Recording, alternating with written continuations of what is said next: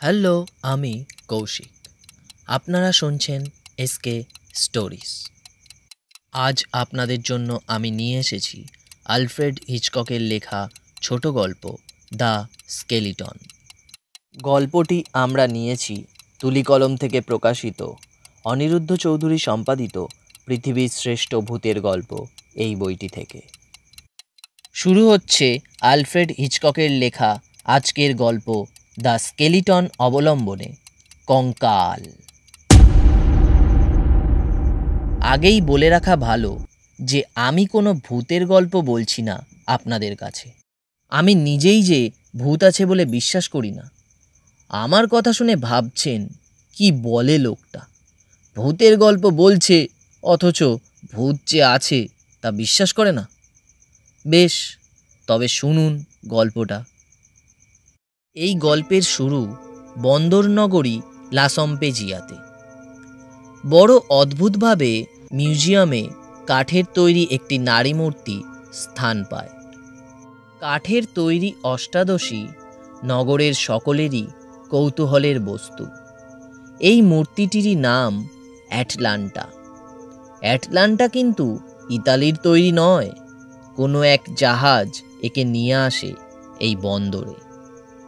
এই মিউজিয়ামের কিউরেটর যুবক পল স্মিথ কিন্তু ভালোবাসে এই অ্যাটলান্টাকে। তাকে ছাড়া যুবকের চলে না, সে যেন তার ধ্যান জ্ঞান। বন্ধুরা তাকে এই নিয়ে ঠাট্টা করে, কিন্তু সরল প্রাণ স্মিথের সেদিকে ভ্রুক্ষেপ নেই। অনেকে অনেকভাবে লেখার বিষয়বস্তু সংগ্রহ করে, কিন্তু আমার সংগ্রহের লক্ষ্যবস্তু মিউজিয়াম। সেখানে আমি নিয়মিত যেতাম, তাই স্বাভাবিক কারণেই স্মিথ আমার বিশেষ পরিচিত। আমি অবাক হয়ে দেখতাম স্মিথ সেই কাঠের তৈরি সুন্দরীর দিকে এক মনে তাকিয়ে আছে, যেন পলক পড়ছে না। একদিন তার কাছে গিয়ে দাঁড়ালাম, বললাম, বন্ধু, সব সময় একাগ্র চিত্তে কি দেখেন বলবেন কি? অনেক দিন থেকেই দেখছি, আজ আর কৌতূহল দমন করতে পারলাম না, তাই জিজ্ঞাসা করছি, কি পেয়েছেন এর মধ্যে? একটা কাঠের পুতুল বই তো অন্য কিছু নয়। মানছি দেখতে খুবই সুন্দরী, তন্নি তরুণী। মিস্টার স্মিথ বললেন, জানেন, সকলে ভাবে হয় আমি পাগল, আর তা না হলে, জানেন, আমি সব জানতে পারি। আজ থেকে অনেক দিন আগে যা ঘটেছে তা সব আমার জানা। আমি অবিশ্বাসের ভাব দেখাই। মিস্টার স্মিথ বললেন, আপনি ভাবছেন এ আবার কোন পাগলের পাল্লায় পড়লাম, কিন্তু আমার কথা বিশ্বাস করতে পারেন। শুনুন আমার অতীত কাহিনী। সে আজ অনেক দিন আগেকার কথা। 13ই অক্টোবর 1774 সন। সবে বিয়ে করেছি। নবযৌবনা সুন্দরী বউ পেলে একজন যুবকের যে অবস্থা হয়, আনন্দে খুশিতে হাবুডুবু খাচ্ছি আমি, আর সেই সঙ্গে আমার বউও। নাম তার অ্যাটলান্টা। বিয়ের কয়েক মাস পরেই সমুদ্র যাত্রায় বেরিয়ে পড়লাম দুজনে। চলতে চলতে এসে পড়লাম পারস্য উপসাগরের তীরে। সেখানেই ঘটল মর্মান্তিক ঘটনা। ভগবান বুঝি বেশি দিন সুখ লেখে নাই আমাদের কপালে। সমুদ্রে ঘুরতে ঘুরতে আমরা তখন হাঁপিয়ে উঠেছিলাম, তাই বনপথ দিয়ে দুজনে হাত ধরাধরি করে হাঁটছিলাম। হঠাৎ চিৎকার করে উঠল অ্যাটলান্টা। কিছু বোঝবার আগেই সে পড়ে গেল মাটিতে। আমার তখন সাধারণ বুদ্ধি লোপ পেয়েছে।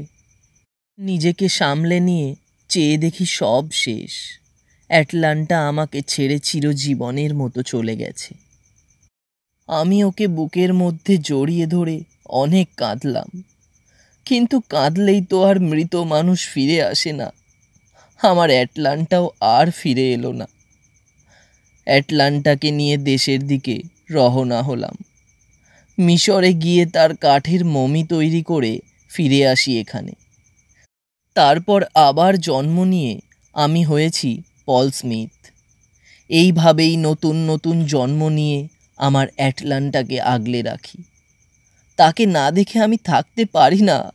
আপনি বলুন, লোকে কি বলল তাতে আমার কি যায় আসে? আমি যে তার কথা শুনতে পাই, তার সঙ্গে কথা বলি নির্জনে। আমি ভাবি, তাও কি সম্ভব? পল স্মিথ যা বললেন তা কি বিশ্বাসযোগ্য?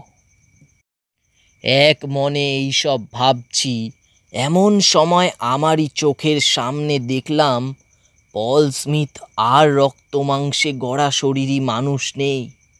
সে হয়ে উঠেছে বীভৎস এক কঙ্কাল। সেই কঙ্কাল হাসছে, প্রাণ খুলে হাসছে। কিন্তু এ কি? সেই অ্যাটলান্টার কাঠের মূর্তির ঠোঁটেও দেখা দিয়েছে হাসি। হাসছে সে। দেখতে দেখতে সেই কাঠের মূর্তি এক সুন্দরী নারীর রূপ ধরে কাঁচের বাক্স থেকে বেরিয়ে এসে মিস্টার স্মিথের কঙ্কালকে জড়িয়ে ধরলে উন্মত্ত হয়ে ওঠে দুজনে। শেষ হলো আজকের গল্প কঙ্কাল। সমগ্র গল্প পাঠে ছিলাম আমি, কৌশিক। গল্পটি ভালো লেগে থাকলে লাইক আর কমেন্ট করে চ্যানেলটি সাবস্ক্রাইব করে দেবেন। শুভরাত্রি, ভালো থাকবেন।